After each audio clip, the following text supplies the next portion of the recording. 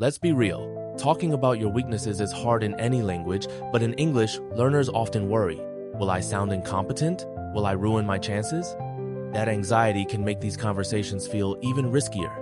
And that fear is totally normal.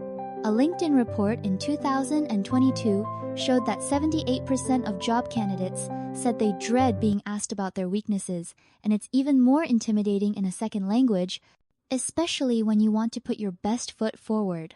But here's the truth. Smart leaders respect people who are self-aware and honest about their growth areas.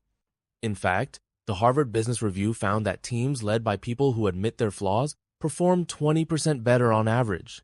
It's about trust and credibility. So, this isn't about being perfect, it's about being powerful through authenticity. When you show that you know yourself and are willing to grow, you actually build respect. That's why this skill is more important than ever in today's workplace. Here's a simple structure you can use when talking about a weakness in English. First, name the weakness clearly, then explain how you noticed it. Next, share what you're doing to improve it. Finally, end with a positive takeaway that shows growth. Let's see that in action. For example, one area I've been working on is delegating tasks. In the past, I felt more comfortable doing everything myself, but I realized this limits team growth. So, I've been studying project management and practicing trust. Now, I see better collaboration and stronger outcomes. That example is both powerful and honest. Notice how the speaker maintains control of the story, focusing on improvement and specific actions. This structure helps you avoid sounding defensive or overly negative. Exactly. When you use this approach, you're not just listing a flaw, you're demonstrating self-awareness and a proactive mindset. That's what employers and colleagues are really looking for in these conversations. I had a student from Brazil, Carolina, who always feared this question. Her English was great, but she thought if she said, "I'm shy in meetings," she would sound weak or less confident to her manager and peers. So we reworked her response to focus on her growth. She said, "In large meetings, I used to hold back, but I realized my ideas matter. So I started writing talking points before meetings. Now I contribute more, and my manager noticed." That shift in framing made a real difference for Carolina. Instead of hiding her challenge, she highlighted her progress and the positive results. Sometimes, confidence isn't about being perfect, it's about showing growth and resilience. Absolutely. When you share a story like Carolina's, you inspire others and show that weaknesses can be stepping stones, not roadblocks.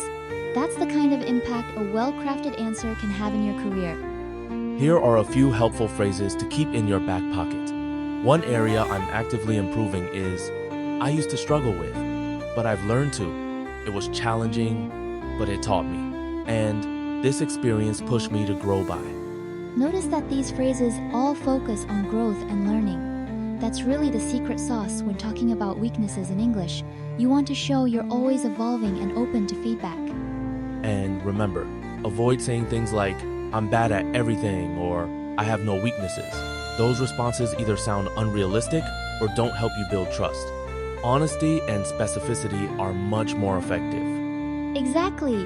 When you use targeted language and positive framing, you not only sound more confident but also more mature and self-aware.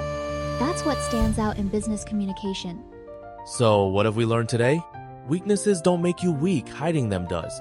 Use structure to tell a strong story of growth. And practice these key phrases to keep your tone positive and professional in any business setting.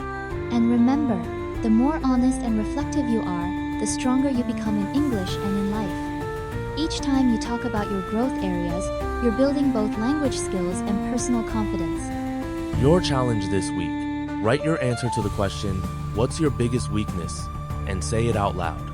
Practice it until it feels authentic and deliver it with both strength and a sense of your own story. And don't forget to share this podcast with a friend who could use a boost today. Next week, we're unlocking another hidden power: how to handle feedback in English without feeling attacked. You do not want to miss that one.